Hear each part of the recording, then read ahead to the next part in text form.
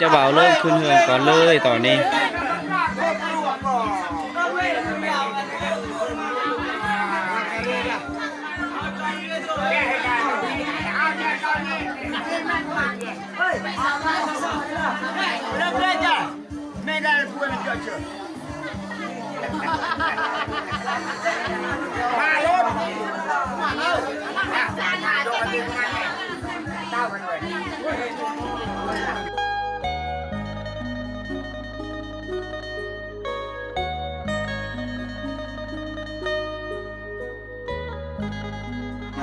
เอาสบายดีทุกคนสบายดียามตอนเศร้าทุกคนเลยนะตอนนี้ไอเคเดินทางมาที่หมู่บ้านเขาเจ้าเป็นงานนี้ก็เป็นมื้องานดอกนะตอนนี้เขาเจ้ากำลังกะเที่ยงกินเหล้ากินเบียร์ยังเลยทุกคนเลยเขาเจ้าเอิญไอเคแล้วทุกคน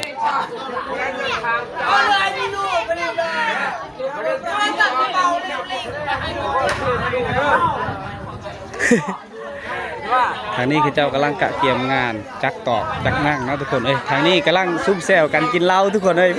เขาเจ้าไอเคแต่ไอเคบ่จะกินดอกเขาเจ้านี่เฮ็ดไม่ถูกกันเถิดตาทูบ่ตาทูยังตะกับ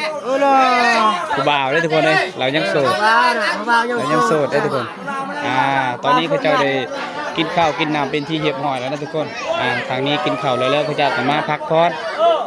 อนมานั่งจุดนี้เด็กหน่อยนะอันนี้แม่นเขาเจ้าต้มอาหารต้มกระดูกงัวที่เขาเจ้าขาตอนเช้านะทุกคนปกติไอเคก็ต้องได้มาแต่เช้าได้ทุกคน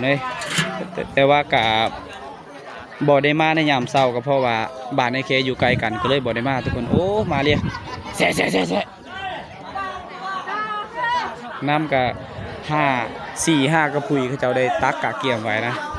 อาการเท่ากันยังอับกี่ป่ะอับเท่าโอ้พระเจ้าต้มน้ำห้อนได้ขนาดนั้นทุกคนนะ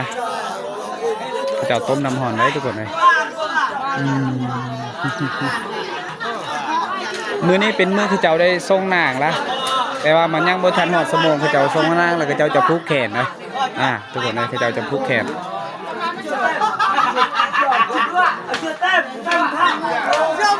อันนี้คือต้นกล้วยได้ทุกคนนะต้นกล้วยที่พระเจ้าจะปลูกบอนพระเจ้าจะเต้นลำวงสามัคคีในยามมื้อคืนยาวโคตรยาวเลยทุกคนเลย5-6 เมตรกบกล้วยใหญ่เขาเจ้าเอานะเขาจะปลูกบอนนั่นแหละทุกคนเขาเจ้าจะปลูกบอนนั่นเขาเจ้าจะสีลอกลำวงในยามกลางคืนต้องมีต้นกล้วยแล้วเขาจะเปิดไฟแสงสีไว้แถวนี้เขาจะเปิดไว้ไฟแสงสีไว้แถวๆนี้แหละต้นกล้วยเขาเจ้านะทุกคนเลยนี่แหละเป็นเฮือนที่ไอเคได้เคยเล่าในวิดีโอนะทุกคนเลยเคยเล่าในวิดีโอแล้วนะอันนี้คือเจ้าภาพงานดองมันเป็นบ่าวไอเคเองและบ่าวไอเคเองทุกคนเลยเพิ่นก็ห้าก็ลงมาแต่เฮือนนะทุกคนเลยนี่แหละบรรยากาศในงานดองอยู่ในเขตชนบทกันนี่แหละทุกคนเลยไอเคก็ต้องอยู่จุดนี้แหละอันนี้คือจุดบ้องกระเจ้าเฮ็ดอยู่ครัวกินแต่งอยู่ครัวกินส่วนมากบ้องกระเจ้าแต่งอยู่ครัวกินมันจะมีมักพริกมักหยังทุกคนเลยครบสุดผงชูรสมีอย่างต่างๆนะส่วนทางนี้กำลังกะเกียมบอลกระเจ้าที่จะคางัวคาควายเป็นฮีดของจำฮีดนั่นแหละต้องได้เฮ็ดตอกเฮ็ดยังกูยาวเฮิมรีวินมากี่บ่รีวินอันนั้นคือวีนได้ทุกคนมันยังดังเดิมได้หมู่บ้านกระเจ้านี่นะซื้อทางกี่เบิ้ล150บ่ยี่หนู260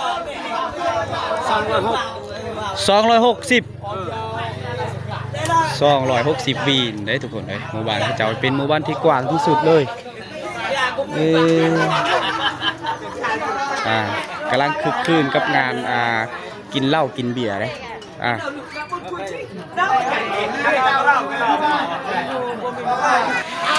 ทุกคนเลยไอเคจะเล่าให้ทุกคนได้ฟังอันนี้นะอันนี้คือวีนเลยหมู่บ้านเขาเจ้าที่ว่ายังดังเดิมเขาเจ้าได้เฮ็ดวีนนะวีนทุกๆแต่ลังคาเฮือนแล้วทุกคนเลยอันนี้คือ200ปลายวีนนะ260วีนเขาเจ้าต้องได้มาห้อยซีนเอาไว้บนนี้แล้วทุกคนเลยนะนี่แหละทุกคนก็น่าจะหู้แล้วนะทุกคนเลย มันเป็นการสามัคคีแบบดั้งเดิมได้หมู่บ้านเขาเจ้านี่นะมันเป็นการสามัคคีแบบดั้งเดิมทุกคนเลยยังดั้งเดิมยังวีนยังคู่เฮือนเลยได้นี่ได้มันจะตกอยู่อัน130หลังคาเฮือนก็ถือว่าอันนี้นะ260นะเพราะว่าเจ้าตาดังเจ้าดังตอนนี้นะข้าเจ้าจะบ่ได้เปิดเสียงเพลงไอเคก็เลยมาอัดให้ทุกคนได้เบิ่งมาถ่ายให้ทุกคนได้เบิ่งนะมาถ่ายทอดให้ทุกคนได้เบิ่งแบบจะแจ้งนะทุกคนเลยอันนี้ก็ไอเคจะเล่าให้ทุกคนแบบคร่าวๆเลยทุกคนเลยนะอันนี้คือวีนซีนนะซีนควายสำหรับมืออื่นข้าเจ้าได้คาควายจำผีฮีดของย่างนั่นนี่ทุกคนนะข้างเทิงเฮือนก็ข้าเจ้าจะผูกแขนได้มีงานผูกแขนเพราะว่ามื้อนี้นะข้าเจ้าจะไปส่งเจ้าสาวหรือว่าไปส่งนางนะทุกคนไอเคจะมาถ่ายทอดให้ทุกคนได้เบิ่งแบบยาวๆแล้วทุกคนเลยตอนนี้ไอเคสิขึ้นเทิงเฮือนเขาเจ้ากำลังกะเกียมของสีผูกแค่นั่นแหละทุกคนเลยมาน่ะเอาบนซาเวียอยู่ป่ะถ้าตุ้ยจะบ้าก็เจ้าชาวนงตะแต่งนาตะโฉบชาเลยก็เฉลี่ยนงกันนงยังถ่าเจ้าสาวแต่งหน้านะทุกคนโอ้อันนี้ให้เจ้าขึ้นแต่งหน้าอยู่วันนี้ตอนนี้เขาเจ้ายังถ่าเจ้าสาวแต่งหน้านะทุกคนยังถ่าเจ้าสาวแต่งหน้าอยู่ในเรือนหลังนี้นะหลังจากเจ้าสาวแต่งหน้าแล้วเขาเจ้าจะมาผูกแขนหลังจากผูกแขนจะลงไปส่งห้างเลยทุกคนนะคือทางเขาลาวพระพุทธไทยเขาเจ้าได้แห่เคยทุกคนนะแต่ว่าตอนนี้ทางเขาก็คือเจ้ามีแต่ไปส่งนางนี่แหละนะกำลังโซนละวนทางคุณกำลังมีเสียงเดินตอนนี้ก็ยังแต่งหน้าแต่งทรงผมเจ้าสาวเลยทุกคนเจ้าเขยมาแล้วทุกคนเลย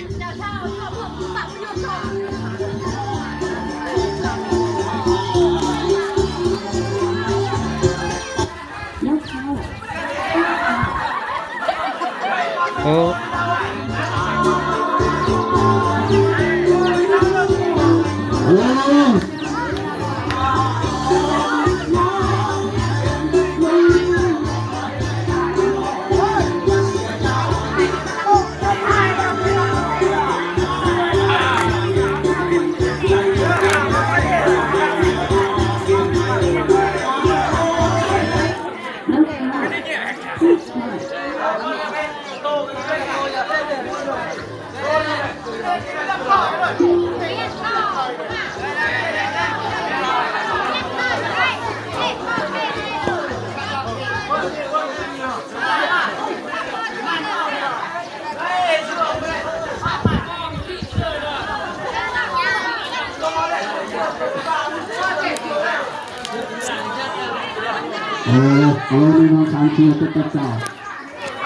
ตอนนี้เคยก็มาแล้วนะทุกคนยังถ่ายเจ้าสาวอยู่ในเฮือนแล้วนั้นกำลังแต่งหน้ากันยังบ่ทันได้แล้วทุกคนเลยโอ้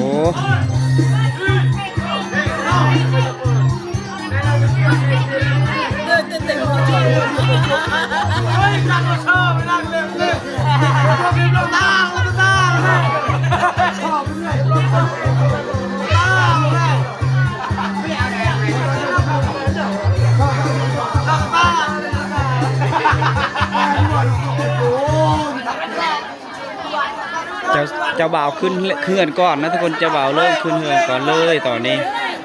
โอ้ทุกคนเลยนะอันนี้แหละเป็นวิธีชีวิตงานแต่งอยู่ในเขตชนบทเฮ้าทุกคนเลย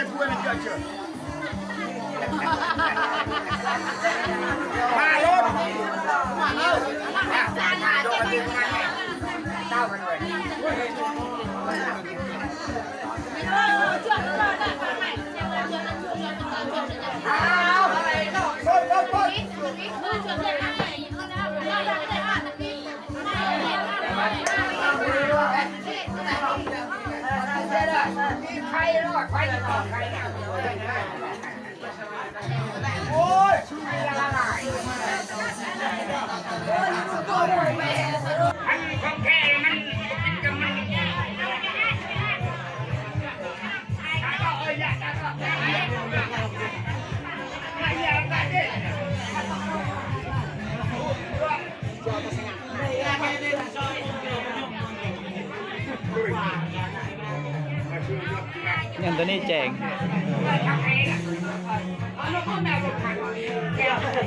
พอโตอยู่ตัวบนช่องไงแต่มูกซาลาเบียแบกมูซาลาเบียตัวบนช่อง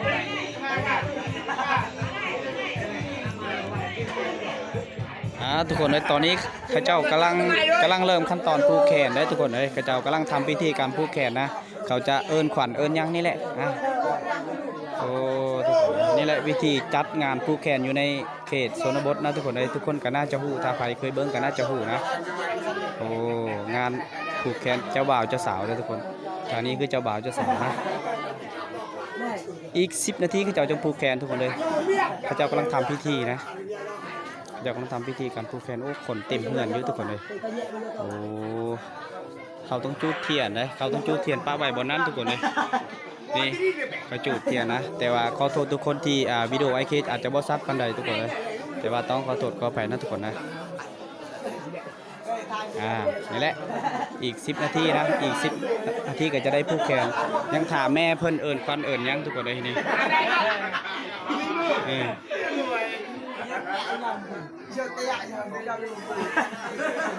คนถ่าผูกแขนเต็มอยู่เต็มเหือนอยู่มีทางโมคูเจ้าสาวและโมคูเจ้าบ่าวก็มาเต็มเหือนทุกคนเลยมีทางผู้สาวก็มีแต่ผู้งามๆเลยนี่โอ้สายตาไอเคจะบ่พลาดกับผู้สาวนะทุกคนทางนี้กับผู้สาวบ่อึดนะทุกคนท่าผูกแขนนั่นแหละโอ้ทางพื้นก็เต็มไปด้วยผู้สาวได้ทุกคนนะเขาท่าเบิงเจ้าบ่าวเจ้าสาวนี่แหละทุกคนเลยนะมีแต่ไอเคจะให้ทุกคนได้เบิ้งช่วงข้าเจ้าได้มัดแขนเลยทุกคนเลยคือได้เบิ้งช่วงมัดแขนเลยตอนนี้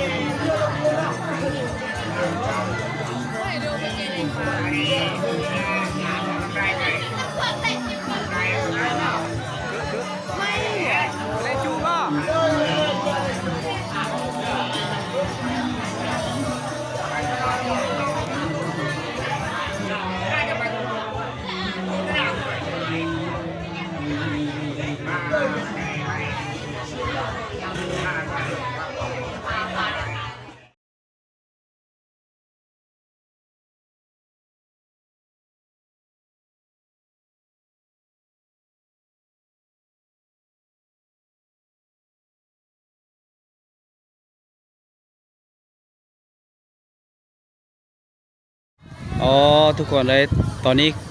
ข้าเจ้าได้ผูกแขนการผูกแขนก็ถือว่าเป็นที่เรียบร้อยสำเร็จนะตอนนี้ทางเจ้าบ่าวและเจ้าสาวกำลังสิลงมาพอล่ามจะลงก้อนทุกคนเลยนี่แหละเขาจะลงจะย่างไปจักเขาซีย่างแบบไหนนะเพราะว่าข้าเจ้าก็เป็นอยู่บ้านเดียวกันทุกคนเลยนะอยู่บ้านเดียวกันข้าเจ้าจะคอยย่างโดยที่บ่ต้องได้ใส่รถนะทางนี้คือผู้สาวโมคูจะสาวเลยทุกคน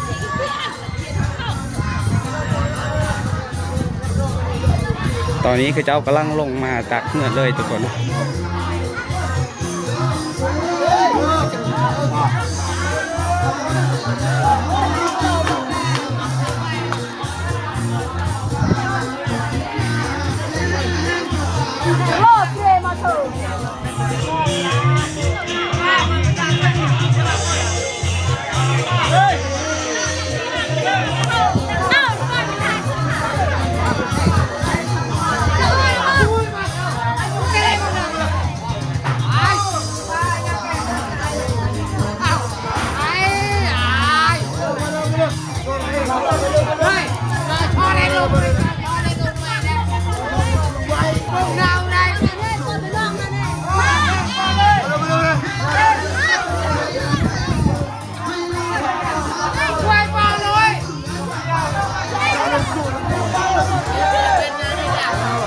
กล้วยๆเด้อกล้วยๆกล้วยๆ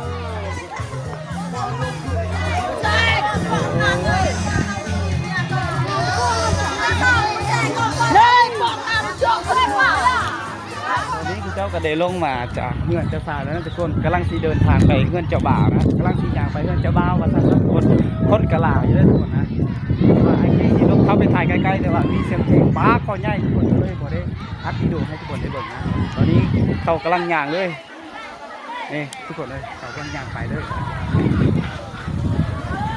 ส่วนไอ้เคกาสีคอยย่างนำล้างเจ้านะทุกคนสีคอยย่างนำล้างเจ้าเลยตอนนี้บรรยากาศเพื่อนมันได้คนลาทุกคนเลยไปเคต้องเลยยางรัดไปก้อนได้ทุกคนเลยพอกันคือว่านี่แหละทุกคนเลยบรรยากาศการทรงนางนะหรือว่าไปทรงเจ้าสาวไปเฮือนเจ้าบ่าวนะคำนี้ไอเคต้องได้ย้ำให้ทุกคนได้ฮู้เลยทุกคนเลยเขาต้องได้ไปแบบนี้โอ้ลายที่สุดก็คือเด็กน้อยนะทุกคนเด็กน้อยกับผู้สาวทุกคนเลยเย้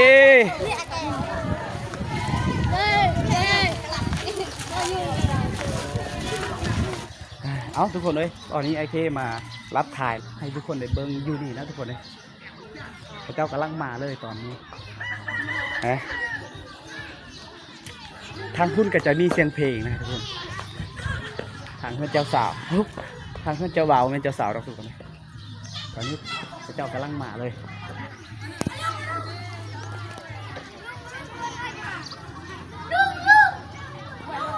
นี่นะพระเจ้าต้องคอยย่างเพราะว่าเฮือนพระเจ้าก็อยู่ไกลๆด้วยรถประมาณ200 เมตรนะ200 เมตรก็จะฮอดทุกคนเลยโอ้พอหลามเพลงตัวพลามบวชเลยโอ้ตัวโมเจ้าสาวลายแห้งมิตรภูนาฮักเลยทุกคนเลยมิตรภูงาม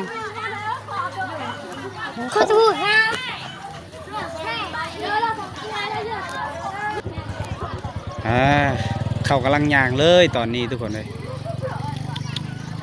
เฮือนเจ้าสาวเอาอันนี้นะไอเคจะลงตลอดเฮือนเจ้าบ่าวก็จะอยู่จุดนั่นทุกคนเลยนะเขาจะย่างอีกยัง100 เมตรก็ฮอดนี่แหละบรรยากาศการงานแต่งงานโอ้เขาจะเอาได้3 คนเลยยกล้อเลยทุกคนเลยเขาจะเอาขี่3 คนเลยผู้แช่งไปทุกคนเลยโอ้บ่พุ่นควันตวดเลยทุกคนเลยหลายคนต้องย่างอยู่เดียวมันก็ต้องระเบิดความควันทุกคนนี่ทุกคนเลยพวกเขาเจ้าหลายแฮงคนหลายแฮงโคตรนะ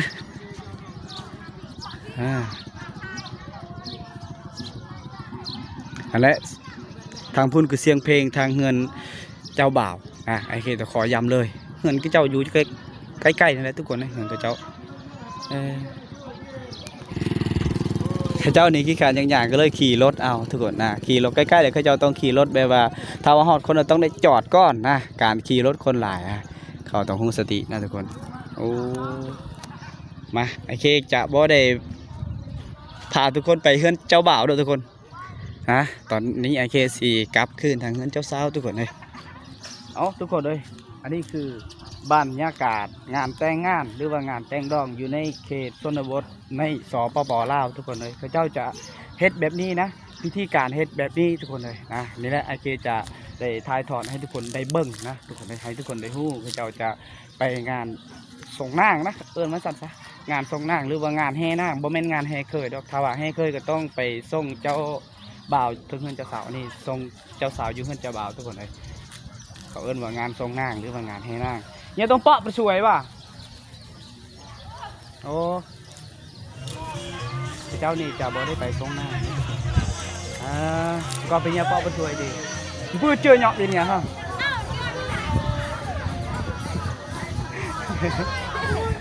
ทุกคนเลยเอาทุกคนเลยตอนนี้ก็กำลังย่างนะทุกคนนะนี่แหละอย่างที่ทุกคนได้เห็นเลยนะทุกคนนะเอาทุกคนขอขอบใจทุกคนที่รับชมและกดไลค์กดแชร์วิดีโอนี้ทุกคนนะสำหรับวิดีโอนี้ไอเคจะขอโจไว้สำหรับก่อนอย่าลืมติดตามวิดีโอใหม่ต่อไปทุกคนเลยบ๊ายบายทุกคน